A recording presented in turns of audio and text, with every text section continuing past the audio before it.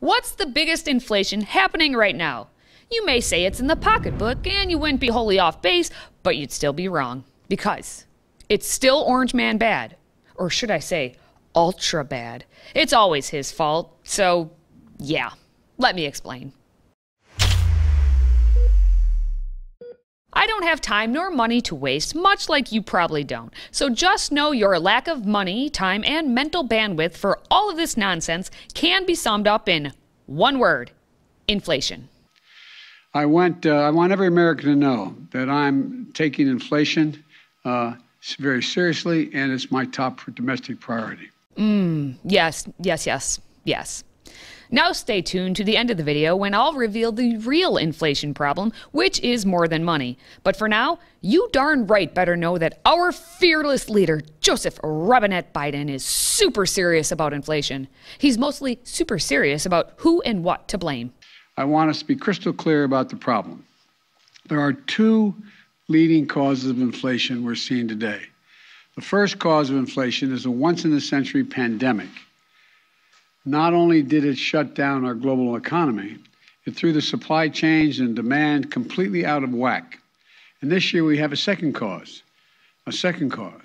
Putin's war in Ukraine.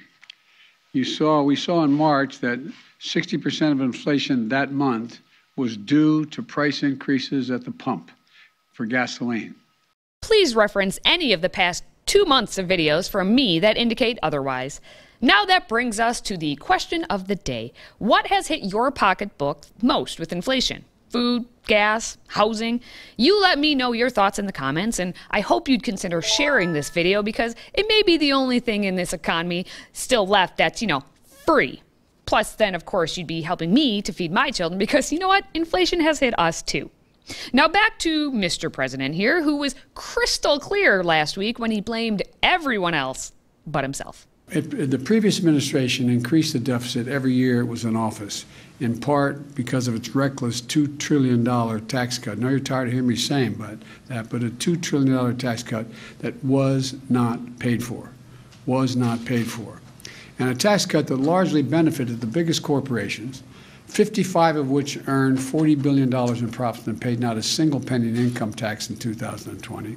Not like those other people who were just, given money from the Biden administration and then given more money. And then for a third time given money. And all along, those people were like, why work? So they didn't. And then Joey made sure they got some more money. With the American Rescue Plan and other actions, we started to grow the economy from the bottom up and the middle out. Rescue checks and tax cuts for working families that gave them just a little bit of breathing room and put food on the table and a roof over their heads. Remember the first year, all those long lines of automobiles lined up and going through a parking lot just to get a box of food in their trunk? We got vaccination shots in arms that helped us go from 2 million Americans who'd been vaccinated to more than 220 million Americans fully vaccinated. Wow. Look at that pivot. We gave people money for everything. Shots in the arms. Since we're on the topic of foreign objects going into the body, before we go any further, Joe, please give me the line. I need the line like Hunter needs his line. We can do these things by making sure that no one earning less than $400,000 a year will pay a single penny more in federal taxes. All we're asking is that the wealthiest Americans and the largest corporations begin to pay their fair share, at least part of their fair share. There's my fix. Now we can continue to blame everyone else for the high inflation rate, especially all of you horrible MAGA folk. He's also not going to stand by and not call out what he sees as ultra MAGA behavior, ultra MAGA policies that are out of the mainstream of the country and are not in the interest of the American people. Whether that is efforts to prevent a woman from making choices about her own health care, or whether that is Chairman Scott's policy and proposals on that would raise taxes on people making less than $100,000 a year. Mea culpa. Not just MAGA anymore. It's like Charmin now. It must be ultra MAGA. Tell me more, Joe, about how everything is now ultra, humongous, jumbo, king size, not just the mega MAGA, as you say. Senator Rick Scott of Florida, United States Senator, who's leading the Republican National Senatorial Campaign Committee, released what he calls the Ultra MAGA agenda. It's a MAGA agenda, all right. Let me tell you about this Ultra MAGA agenda. It's extreme, as most MAGA things are. It will actually raise taxes on 75 million American families, over 95% of whom make less than $100,000 a year. Among the hardest hit, working families, kids with folks. Those kids with folks. But that's not even the worst part.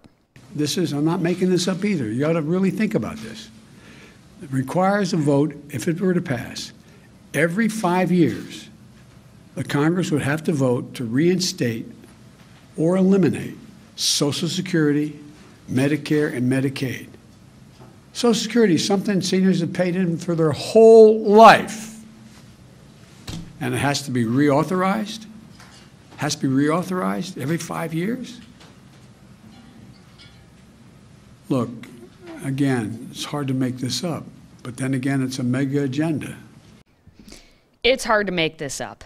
But it's harder to tell the truth and use common sense. Just ask Joe. He's one of those seniors who's paid into Social Security for his whole life. Except he hasn't done that because he's only worked for the federal government since dirt was invented, and so he didn't always have to pay Social Security, and if he decided to continue under the CSRS program, then he's still not. So calm the hysterics, sir. I don't want to hear Republicans talk about deficits and their ultra MAGA agenda. I want to hear about fairness. I want to hear about decency. I want to hear about helping ordinary people. He can't let it go. And that's why this week he did the same rigmarole in talking about how his administration is tackling inflation. But he did it with such poetics, it's almost like listening to Robert Frost.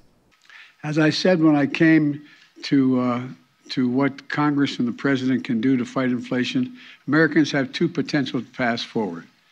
The first is my plan, the Democratic plan. Plan put forward by congressional Republicans is a second alternative. Which path is right for you and for your family, and quite frankly, for America? Two roads diverged in a wood, and I took the one less traveled by, and that has made all the difference. Joe Biden wants you to believe the Democrats are taking you down a yellow brick road, and now I'm just mixing metaphors. My plan is to lower everyday costs for hardworking Americans, and lower the deficit by asking large corporations and the wealthiest Americans to not engage in price gouging and to pay their fair share in taxes. The Republican plan is to increase taxes on the middle-class families, let billionaires and large companies off the hook as they raise prices and reap profits at record amounts. And it's really that simple. I mean, when you put it that way, yeah, sure. Then I remember who said it, click my heels, and I return to reality where most of us live, including Senator Rick Scott, the evil one who Biden called out. Scott is saying that we've all been saying for months, and in the lead up to Biden's comments on tackling inflation, Scott released a statement. Let's be honest here. Joe Biden is unwell. He's unfit for office, he's incoherent, incapacitated, and confused. He doesn't know where he is half the time, he's incapable of leading, and he's incapable of carrying out his duties. Period. Everyone knows it, no one is willing to say it, but we have to for the sake of the country. Joe Biden can't do the job. Preach on, Senator. Now, specifically regarding Scott's plan, that's another topic to be debated for another video. The Republicans can fight amongst themselves for claiming they'll do something for the betterment of America. They're good at the talking part. We do know already back in March that Senate Minority Leader Mitch the Turtle said the Republicans would not back Scott's 11-point plan to rescue America. So Biden gaslighting on Scott's plan is pure politics. But back to Joe and his giggling. The best thing, most effective thing Joe Biden can do to solve the inflation crisis he created is resign. He's the problem. Resign. The senator That's added a good later. idea. The senator added later, Joe Biden is unwell, he's unfit for office, he's incoherent, incapacitated, and confused. These are his words. Offering him a chance to respond to that. I think the man has a problem. In all seriousness, of course, Biden had a blistering response to Scott's assertion. Look at their agenda. We'll put up on a webpage somewhere, I think I can do this, the Scott plan. It's in writing. Yeah, make that website using the laptop that everyone has been talking about. Just get Hunter to help you. Or get your friends in the media where you just giggle with one another. Remember this gem from a hot second ago? These people have been so hard on you, which I don't get. I really don't. You know, I think ever since you've come into office, things are really looking up. You know, gas is up, rent is up, food is up, everything. The media continues doing its part to cover for Biden's lies, coming out with pre-written articles that insert the pre-approved talking points. The Washington Post was kind enough to report that gas prices are reaching record highs as Biden says the global forces are to blame, along with it being the Republicans' fault. And in the words of one Severus Snape, always. Always it's the Republicans' fault. And it should be considered always, because always, but really never, have the gas prices been this high. Since AAA started tracking national gas prices in 2000, never has the average price of gas been $4.40.